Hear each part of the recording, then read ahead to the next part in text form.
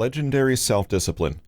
Lessons from mythology and modern heroes on choosing the right path over the easy path. Written by Peter Hollins. Narrated by Russell Newton. Though every one of the stories that follow could be interpreted in many ways, we'll be looking at them through a very practical, modern-day lens and asking what they can teach us today about personal development, ethics, discipline, mastery, and maturity. These stories are not true in the sense that they ever actually took place, but they are true in that they tell us something deep and intimate about the psyches. Incidentally, Psyche herself was also a Greek goddess of the storytellers. Can we glean some fundamental truths about human nature by looking at the stories we've been telling ourselves for millennia? Myths are potent, mysterious, and have very dark, distant origins in the human mind and in our history.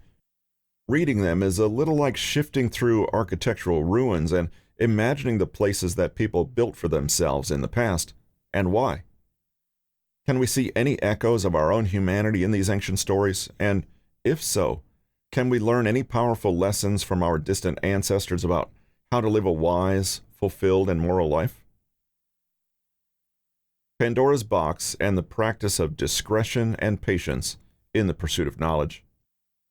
In Greek mythology, Pandora was the first human female, and she was made from earth and water in the workshop of Hephaestus, the god of metalworking, masonry, and sculpture. Zeus had asked her to be made in an effort at revenge after Prometheuss had stolen fire from the gods and given it to humanity. The pantheon of gods gave gifts to the new woman, whose very name means all gifts. Aphrodite, the goddess of love, gave her beauty, and Athena, the goddess of wisdom and war, gave her intelligence. Zeus, however, gave her the most curious gift of all, a stone jar, subsequently described as a box, that he told her to never ever open. Zeus then sent Pandora with all her gifts to Epimetheus, Prometheus's brother. Expecting revenge, Prometheus had told his brother never to accept any gifts from Zeus, but as you can guess, he welcomed Pandora, and she then failed to resist and opened the jar to see what was in it. Flooding out of the jar came all the evils of the world: sickness, death, hatred, hunger, fear, sadness. Pandora quickly tried to close the box, but it was already too late.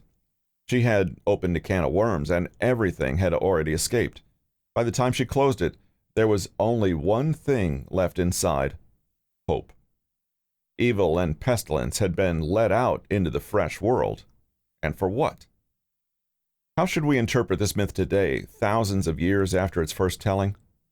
Scholars have picked apart the exact meaning, but we will likely have no need for the academic details here.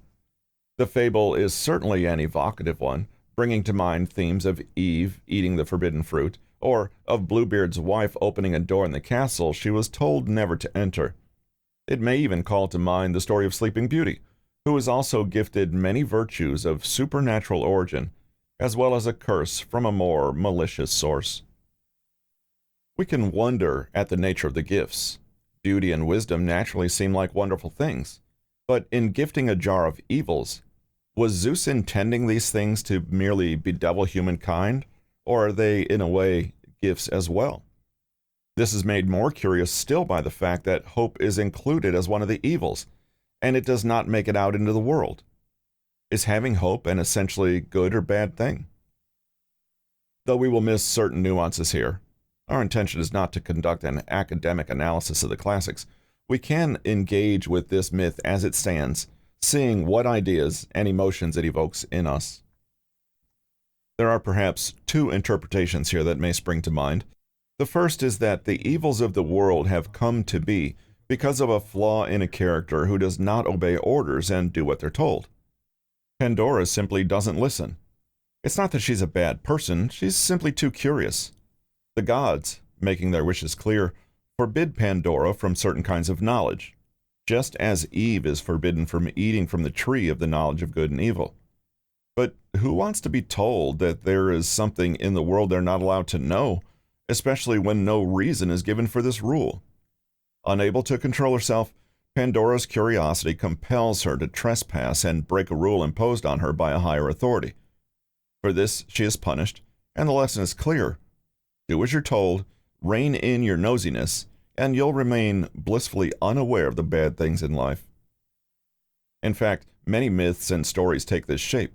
The protagonist is too inquisitive for their own good and wants to know things that are forbidden to them, only to be punished when they really experience that knowledge. The idea is that there is innocence in ignorance, but that knowledge is somehow painful. You can probably relate to this on some level. We have the tale of a nosy wife who wished she hadn't pried into her husband's secrets, or the shadowy CIA agent who tells us, "You can't handle the truth." The other interpretation is a little more subtle. Zeus only embarks on this caper because he is already angry at how much humans know. They received the fire of the gods, which was forbidden to them. And Prometheuss has much in common with Pandora in breaking rules to spread knowledge.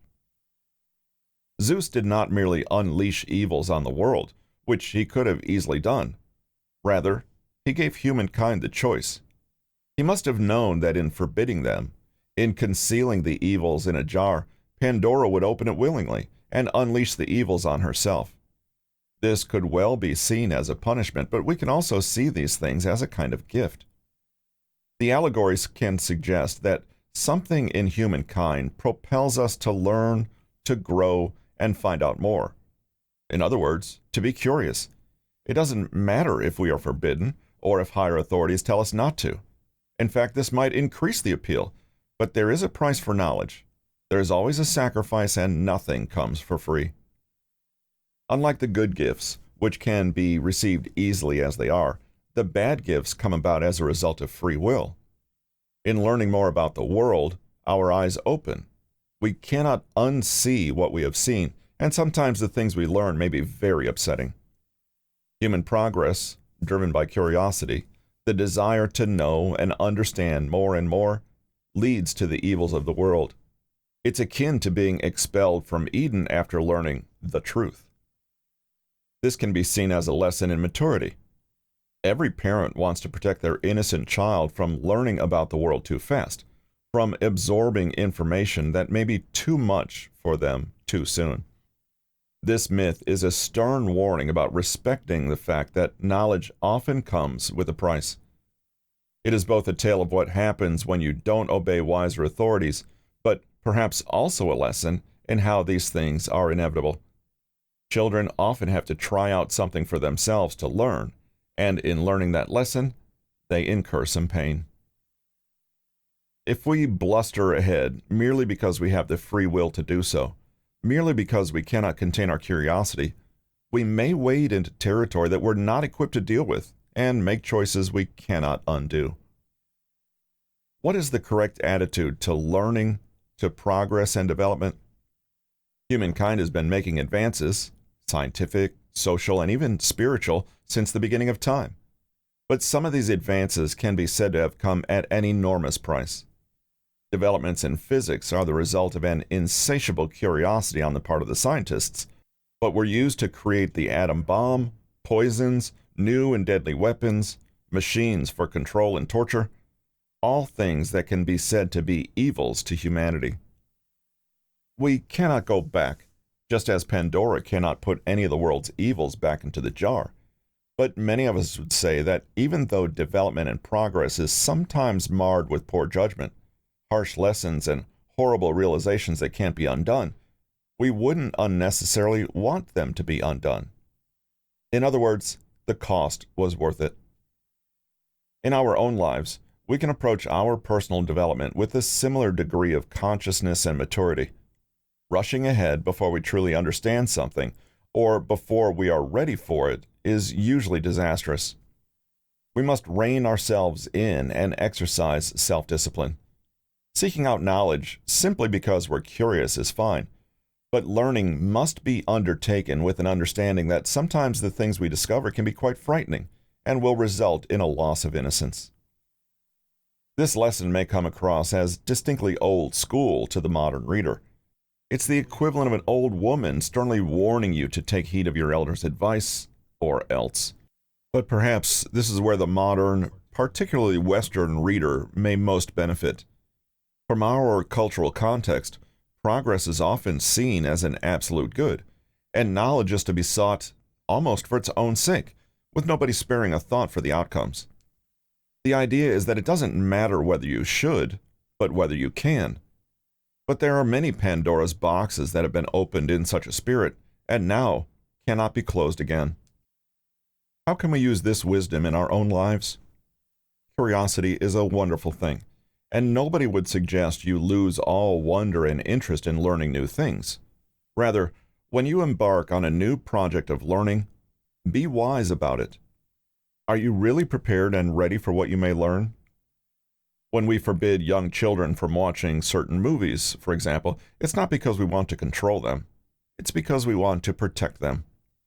When they're old and mature enough, they can truly process what they see without harm. Can you exercise the same wise discretion for yourself? Self-control and self-discipline are paramount here. They can serve as the mental equivalent of treading carefully on a hike and making sure you don't embark on terrain you're not physically fit enough to endure. An obvious, practical, real-world example is that of the nosy spouse. They see their partner's private journal that they are compelled to read, despite knowing it's wrong. Curiosity gets the better of them. They soon know far more than they ever did, but the cost is that the evils that come from this knowledge are enough to damage the relationships forever. Consider also someone who asks their friend, "Tell me what you think of my screenplay. I want you to be really honest," and then is told to their heartbreak that the screenplay is garbage. On a purely practical level, there is the image of a precocious novice who is told by his teacher to focus on certain tools, techniques, or texts that are appropriate to his level. In his arrogance, he rushes ahead and wants to know it all at once. He uses a tool that he can't manage and hurts himself, or reads a text that thoroughly confuses or distresses him, or sets his progress back because he suddenly realizes how far he has to go and is demoralized. Curiosity is good, and so is learning, but self-discipline is invaluable in telling us the pace we should take in our development. Though we would like to believe otherwise in our modern and democratic times, not all knowledge is for all people at all times. There are remote and isolated tribes in pockets of the world that governments deliberately forbid any contact with. It's because they know that encountering that much knowledge all at once, essentially millennia of progress in a single lifetime, would completely overwhelm and threaten these tribes. Rather, they must be left alone to develop at their own pace. The wisdom, then, is in knowing one's own limitations and having the discipline to be patient, to direct one's curiosity through the appropriate channels. Try to guard against seeking out knowledge merely because you can't contain your nosiness. Rather, plan your path to wisdom as though you were making your own carefully considered curriculum. Build on your knowledge in stages, take your time, and digest what you learn completely before moving on. Lastly, the biggest lesson may come in the realization that knowledge inevitably brings with it a certain loss of innocence, a certain maturity. Approach this gently, thoughtfully, and with awareness, and the evils of the world can be seen as lessons that give us wisdom. Daedalus and Icarus and the merits of moderation. Many of the Greek myths have the same flavor we find in the tale of Pandora's box: warning against going too far, being too arrogant, and trespassing into the realms that more rightly belong to the gods.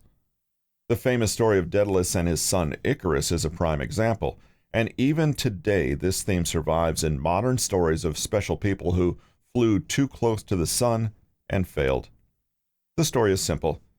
Daedalus was a master inventor and designer, trained by the mighty goddess Athena herself, and he was commissioned by King Minos to create a vast and complicated labyrinth. The purpose of the labyrinth was to forever trap the monster Minotaur, who was half bull and half human. The existence of this aberrant creature is a complex tale in itself. Powerful Minos was favored by the gods and given a white bull. They told him to sacrifice it, but he disobeyed, and in revenge, the gods caused Minos's wife to fall in love with the white bull, producing their monster child, the Minotaur. To hide his shame, Minos needed a place to put this creature, and this is where Daedalus and his son come in. Having completed this glorious maze, however, King Minos imprisoned father and son inside it. Minos is clearly not the most ethical of characters, to prevent anyone learning about the labyrinth at all. But crafty Daedalus concocted a plan on how to escape, gathering feathers from birds and sticking them together with wax to make wings. The pair designed their escape. They would fly out of the maze. As they made their escape, wise Daedalus warned his son not to fly too close to the sun, because the warmth would melt the wax and disintegrate his wings. They succeeded for some time, but after they passed Delos Island, Icarus forgot the warning and flew higher and higher. As Daedalus predicted, the sun melted the wax, the wings broke, and poor Icarus fell to the sea and drowned. This myth is a powerful one because it so clearly and simply explains rather complex ideas of overambition and human egotism. In many languages and myths, those who are down to earth, salt of the earth, or with their feet firmly on the ground, are practical, realistic, and straightforward types. It's the idea of ascension that belongs to lofty goals, rising up to new, better heights, grand visions, and glorious achievements. These things are symbolized in all human psyches as belonging to the inviting but frightening realms of the air. Haven't we all looked at the birds and dreamt that one day we too could break the earth's hold on us and soar freely like them? But in this story, ascension, especially when it is unwise and unchecked, leads to disaster. Not only does Icarus fall back to earth, his fall kills him entirely. In going too high, we are punished and made to fall an equal distance back down again. We see modern-day Icarus characters all around us in the form of celebrities who rise to meteoric fame only to be dashed down to earth through one scandal or another, seemingly punished with a fall that corrects their over-ambitious ascent. Precocious child prodigies, overnight millionaires, or superstar entrepreneurs have all charted this path of too high, too soon. In interpreting this story, we can see that it's not flight per se that is dangerous. Finding a clever and innovative way to solve problems is not strictly punishable, since the wise and crafty Daedalus survives using the very same tools and plan that his son does. He succeeds, perhaps, because he uses his wings purely as a tool to escape his predicament. He understands the limitations of these wings and respects them. A crucial part of the story that is often left out is the extra piece of advice Daedalus gives to his son, that he is not to fly too low either, or the water will make his wings heavy and pull him down. So, what was the nature of Icarus's mistake? Why did he have to pay his life for this mistake? Icarus does not use the wings purely as a tool. He doesn't remain cognizant of their limitations, his limitations, and forgets the wise advice of his father. Can you picture young Icarus whooping and soaring and feeling like a king after being trapped in the dungeon-like maze? Can you imagine the thrill of having wings? It's easy to think of the youth forgetting that the wings are there to help him escape and instead getting caught up in the delight of flying, showing off, spreading his wings, and daring himself to greater and greater delights in the air. In other words, Icarus allowed his ego to overtake his common sense. His ambitions are understandable, but they were unbalanced, overreaching. They took him past his own limitations. He was a failure to maintain moderation. Why? Perhaps in tasting a little bit of freedom and the thrill of flying, he was seduced to greater and greater heights, well out of the bounds of the normal and practical. This elevated range is not sustainable. The heat of the sun, an external symbol of something godlike, rarefied, ultimately powerful, life-giving, but not safe to stare directly at, is too strong and destroys his wings. The wings here are the very things that allow him to reach the heights in the first place, but are undermined by too sharp an ascent. A modern parallel is a young rock star whose brilliant talent allows him a steep rise to fame, but he keeps on rising, getting closer and closer to his own son, until the rigors of fame, exhaustion, drug use, poor mental health, money squabbles, family trouble, etc., start to corrode the very talent that allowed him to find success in the first place. He falls. A person suffering bipolar disorder may experience this same arc regularly, seduced by the sun in the form of overambitious and lofty goals, only to find the heights are unsustainable. And it's a long, long way down. Icarus's behavior is a warning to us all. We can imagine Daedalus trying to teach his son. Yes, it's tempting to go as high as you can to stretch your abilities to the limit and beyond, but you need to respect your limitations or be destroyed by them. It may seem far more fun to go all out, have grand plans and epic dreams, but in the long run, these ambitions may actually be less sustainable than a path forged more moderately. The question of moderation turns up frequently, and not just in Greek mythology. The wise path is frequently the middle one. Like Goldilocks' perfect porridge, it's not too hot or too cold, it's just right. An implied corollary lesson in the tale of Icarus is that it would be just as bad to fly too low. Those people have too few ambitions, or who plod along too close to the earth can also suffer because of it.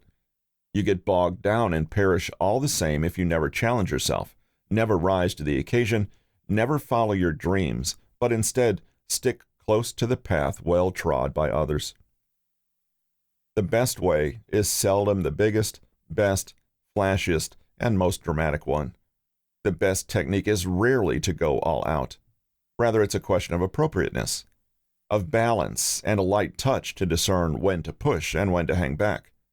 The truly successful in life, the tale seems to suggest, know how to practice self-control and restraint, tempering the human urge to vault into the unknown without a care in the world.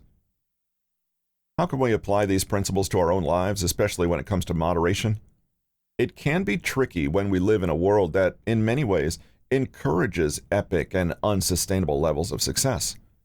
Surrounding us are stories and images of impossibly beautiful women, impossibly wealthy men, impossibly skillful scientists and creators, impossibly talented athletes, and impossibly intelligent philosophers.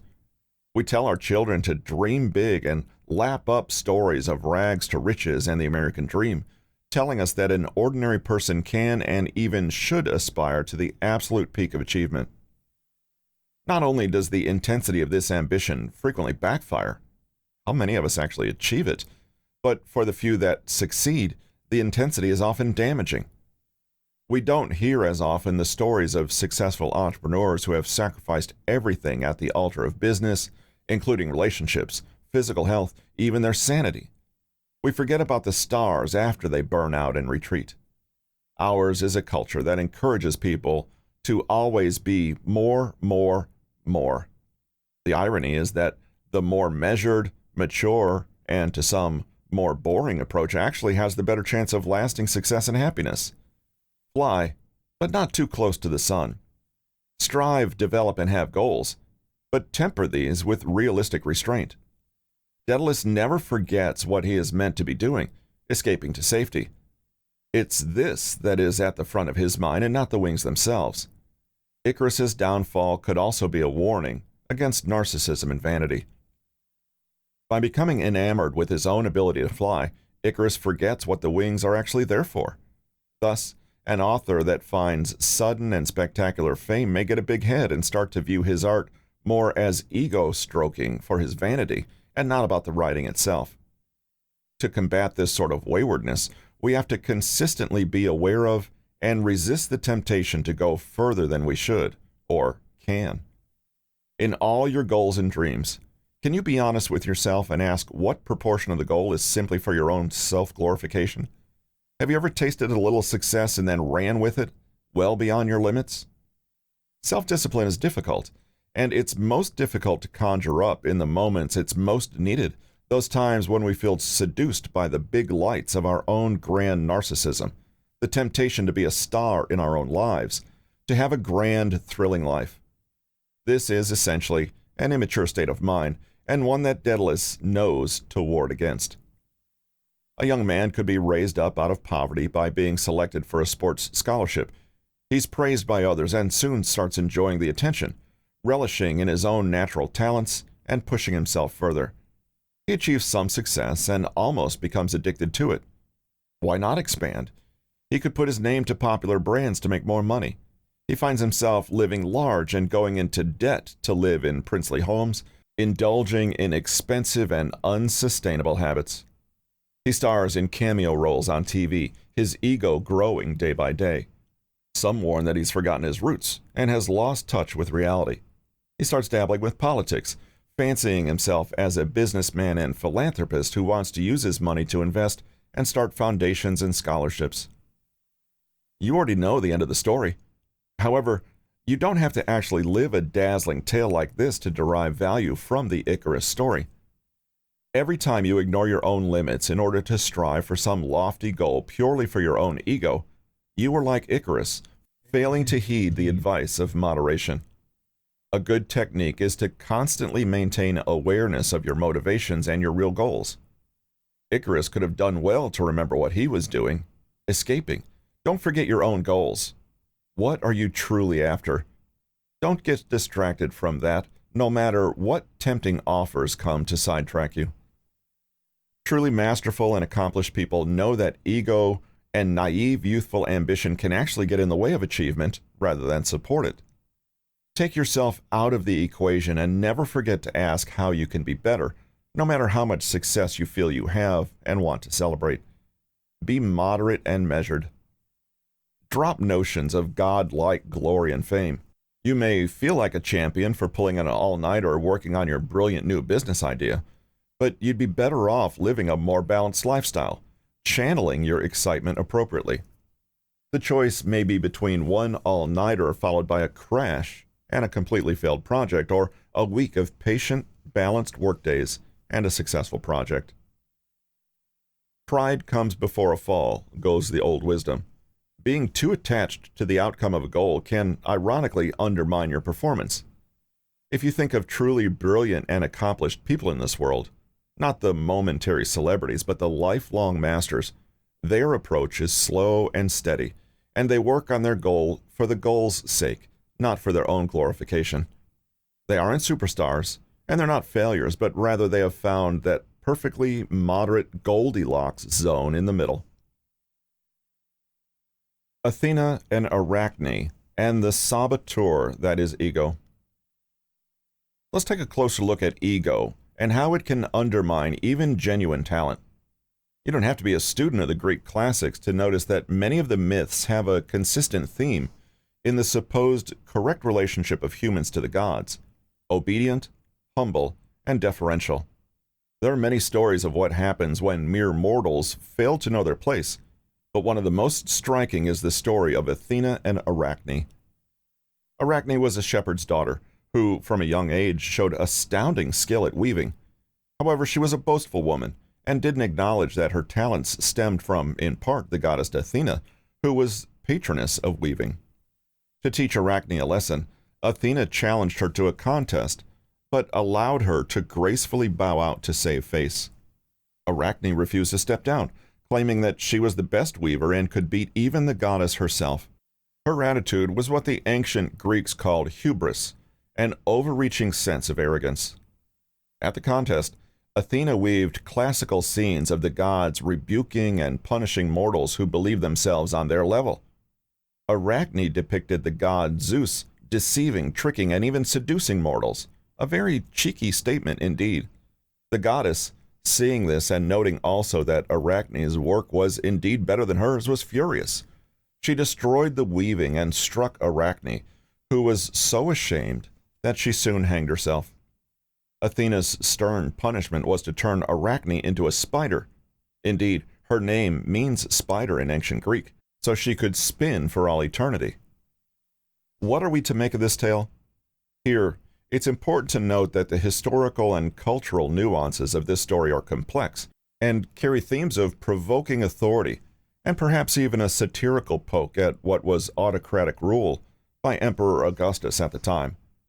Nevertheless, we can adapt this tale for more modern tastes quite easily. Though few today will claim to seriously believe in the gods, the truth is that we do function with a fixed idea of external authorities that rule over our lives. Our gods could be government, the various powers that be, the rich, The culture at large and its norms and values, the economy, the law, even natural scientific principles that are felt to reign over us in a more or less non-negotiable way. By seeing the allegorical gods in Greek myths more as ideas, archetypes, and beliefs, we can begin to uncover more depth to the story. Arachne's transgression is clear. She's arrogant and immature. Her overconfidence allows her to see herself as the sole cause of her success, rather than acknowledging that luck, fate, or the support of others might have played a role too. Rather than being grateful for her abilities, she is cocky and boastful. She's like a student who precociously challenges their master, completely forgetting that the master has taught them so much of what they know. Or a cheeky young child mocking his parents for being boring and uncool, not realizing that his parents are that way in part because they've worked so hard to provide for him. A crucial detail in this story is that Arachne is actually right. She is a better weaver than the goddess, and proves it. She accurately shows an unflattering portrait of Zeus himself, criticizing his behavior to mortals. But this does nothing to stop the outcome of the story. In fact, the goddess, doubly enraged by the impetuosity, punishes her even more harshly where she was willing to forgive in the beginning. Does this really mean that the tale is telling us to fold and submit to higher authorities even when they're wrong and when we are right? One of the lessons here is an uncomfortable one. Being right doesn't necessarily mean you'll get what you want in life. We can imagine a modern-day analogy. A plucky young intern joins a powerful company and starts to challenge the bosses, stepping out of line, disobeying orders, and publishing disparaging the entire way the company does business. He may well be right, but those in charge aren't likely to respond well to his attitude, and he may quickly find himself out of a job and even blacklisted. The fact that he legitimately knew better won't figure into the story. It's his nerve and condescending attitude that earn him a smiting from the gods. The intern fails to properly understand that his role in the organization, his salary, and his position all come from those higher up. He may not agree with everything they say, but it is certainly unwise to flagrantly challenge them. Ultimately, they still have the power, just as Athena has the power to completely destroy Arachne, whether she won the contest or not. This interpretation can seem a little discouraging to those who like to imagine that the world always rewards truth and honesty, but again, here the more subtle message is the power of patience, moderation, and self-control. Arachne simply doesn't think about what she's doing. She knows she's right, she's prideful and full of herself, and never stops to imagine how things may play out for her. Let's imagine the gods and goddesses as more abstract principles. Have you ever known anyone who railed and fought relentlessly against, for example, the government, religion, culture, the law, other people in general? Those people always felt themselves to be in the right, those know-it-alls who seldom respect others, in particular if those others are in a position of authority. This is a rebellious, haughty person who likes to push back against business as usual, the higher-ups, or anything, really. If we understand the gods to be symbolic principles of a natural universal order, a person who challenges this is someone who doesn't respect forces greater than himself. Perhaps he's a daredevil with no care for his own mortality, and essentially challenges the gods to a contest every time he performs some reckless stunt. Maybe he's a haughty scientist who boldly claims that there simply are no gods, only the rational world of science, which he will soon get the better of using nothing more than his own intellect. A version of the myth that's perhaps a little more relevant for modern audiences. He might be a person who can't be bothered learning about history or the lessons of his ancestors, and so condemns himself to repeat their mistakes, i.e., he is punished. In any case, a person who doesn't properly respect the larger order around them, including the rank and position of their betters, is inviting a serious reprimand. Of course, nobody would suggest that there's no room for challenging the old ways, for innovation, creativity, and new ideas. And the myths don't seem to say that the gods are unreasonable or have an illegitimate rule over mortals. Rather, it's a question of attitude. Arachne has little self-control and zero humility. Her ego rages over her self-discipline. She is talented, but what does it amount to if she insists on being so haughty about the fact? We can learn from Arachne and her mistakes. The unfortunate fact is that all of us have to live in a world of hierarchies, and there will always be people in power who we are required to defer to. Beyond that, there are universal laws that we simply cannot push back against and shouldn't. The myth is not about whether this is right or wrong, however, or indeed about what's fair. Rather, it's about the smart way to deal with things. History is littered with people who had genius ideas, but who lacked the tact and strategy to get them implemented. Diplomacy and the right attitude can go a very long way. If the myth of Arachne resonates with you, you might like to get in the self-discipline habit of setting aside the question of who is right. It's always a good idea in any social interaction to be respectful where it matters, curious and humble, and understand that even if you are right, it's seldom helpful to brag about it. The mark of maturity is knowing when and how to practice a little self-restraint, and how to hold your tongue even if you're itching inside to prove that you know better. With wisdom, we find the discipline to act in the interests of harmony and good diplomacy, and we trump vanity or our ego's need to feel vindicated. Do you ever carry on and on with an argument, unable to let it go unless you've thoroughly won, and the other person acknowledges it? Take a page from Arachne's book and let it go. At the end of the myth, Arachne is no longer human and is condemned, arguably, to weave creations that are nowhere near as beautiful as the ones she once made. This is the old advice to never bite the hand that feeds you. Arachne, for all her impressive skill, derives her talents from the gods, who can swiftly take it away again. Arachne's falls from her arrogant position and her ultimate humiliation is to be stripped of the skills she was so ready to boast about. In the same way, people who are arrogant and barge ahead without a second thought often find themselves in a much weakened position. A daredevil young person may be overconfident and reckless with their own lives, but in doing so, the gods can take that life away again, showing that it always belonged to them in the first place. This has been Legendary Self-Discipline, Lessons from Mythology and Modern Heroes on Choosing the Right Path over the Easy Path, written by Peter Hollins, narrated by Russell Newton. Copyright 2020 by Peter Hollins. Production copyright by Peter Hollins.